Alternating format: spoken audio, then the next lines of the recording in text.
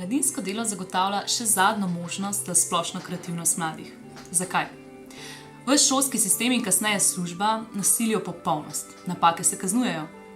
Dopuščati možnost napake pa je po mojem mnenju predpogoj za kreativnost. Mladinsko delo omogoča ta prostor.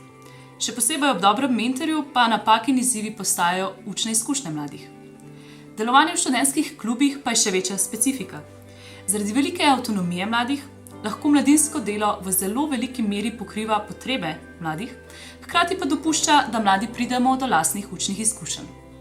Ena taka moja izkušnja je bila, ko smo z ekipo organizirali kulturni festival, del katerega je bila tudi ena gledališka predstava.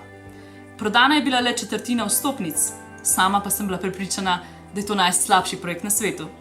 Gledana nazaj pa sem se ravno takrat naučila največ. Ideje, ki so takrat padale, pa so bile najbolj nore in kreativne.